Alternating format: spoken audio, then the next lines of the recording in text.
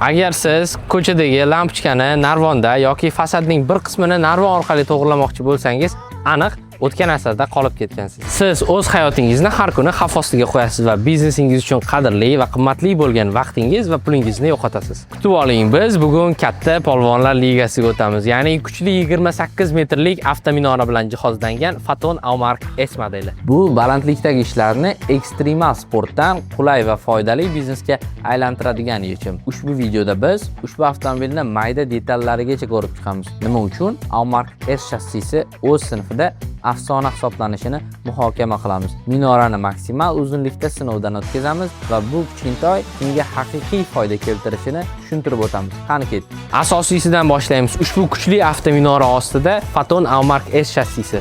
Bu N2 toifasidagi o'rta tonnajli yuk tashuvchi avtomobil. Ushbu nusxaning to'liq vazni 8,5 tonnagacha. G'ildirak formasi klassik Toro 2 yetakchi orqa o'q bilan. Bu shunchaki yuk mashinasi emas, bu modulli platforma. Phaeton Aumark S Osiyo va MDH bozorlarida aql bovar qilmaydigan darajada ishonchli va jonkuyar mashina obro'siga ega bo'ldi. U soddaligi, chidamliligi va turli xil maxsus texnikalarga ajoyib moslashuvchanligi uchun qadrlanadi. Shassining gabarit o'lchamlari bu deyarli 7 metr uzunlik. Unga tor shahar ko'chalarida manyovrli bo'lib qolishiga imkon beradi. Shu bilan birga ushbu rama minora ishlashi uchun mustahkamlik zaxirasini ta'minlaydi. 180 mm yo'l klirensi albatta yo'l tanlamas emas, lekin bordyorlar orqali ustunlarga yaqinlash uchun bu to'liq yetarli. G'ildiraklar bazasi 3800 mm ni tashkil qiladi. Endi kapot ostidagi polvon haqida gaplashamiz. Bu yerda Fukuda Cummins turbo dizel dvigateli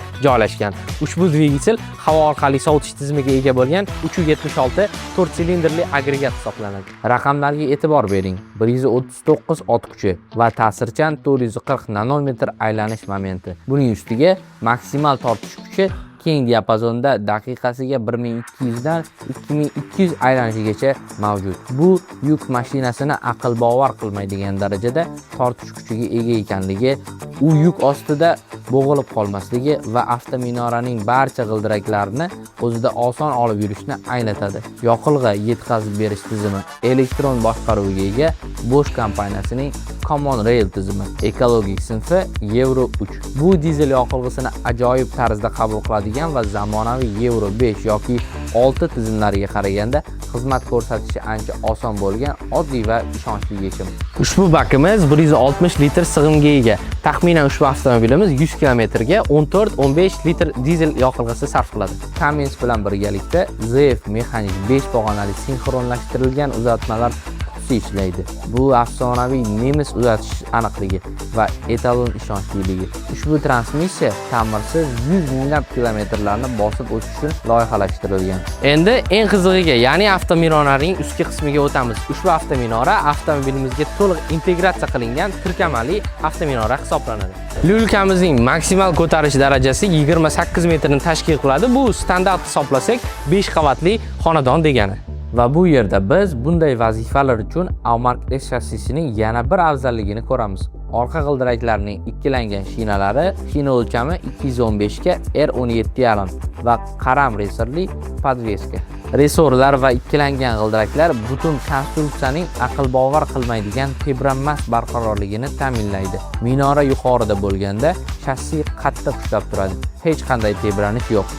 Bu maksimal uzunlikda ishlangan operatorning qat'iy ishonchini kafolatlaydi. Ko'tarilishi ravon amalga oshiriladi, gidravlika aniq, siltanishlarsiz ishlaydi. 3 o'rinli lyulkada boshqaruv pulti mavjud. Shuning uchun operator o'z holatini o'zi sozlashi mumkin. 28 metr bu shahar uchun eng ideal balandlik. Shaharni ta'mirlash, ko'cha lampalarini, yoritish tizimlarini almashtirish yoki billboardlar yoki bannerlarni o'rnatish endi tez va oson va qulay. Aumark S kabinasi 3 o'rinli kapotsiz dvigatel ostida joylashgan. U keng ko'rinish imkoniyati a'lo darajada. Interyeri oddiy, ishchi holatda, lekin bu yerda qulay ishlash uchun kerak bo'lgan barcha narsalar bor.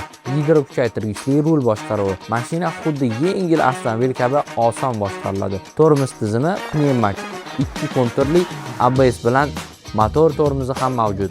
Old va orqa podveskalar qaram, resorli va amortizatorlar bilan. Baza to'plamida allaqachon konditsioner mavjud. Issiq yoz uchun majburiy narsa. radiomagnitola va gadjetlaringiz uchun USB port. Kabina tezlikda ham yetarli darajada teng. Siz kun davomida charchamaysiz. Ushbu 28 metrlik avtominora asosan kimlarga kerak? Birinchidan, shahar kommunal xizmatlariga, chiroqlarga xizmat ko'rsatish uchun, elektriklarga, daraxtlarni butash uchun, ko'kalamzorlashtirish korxonalariga va fasadlarni ta'mirlash xizmatlari uchun ayni muddao. Ikkinchidan, to'liq siklli reklama agentliklari.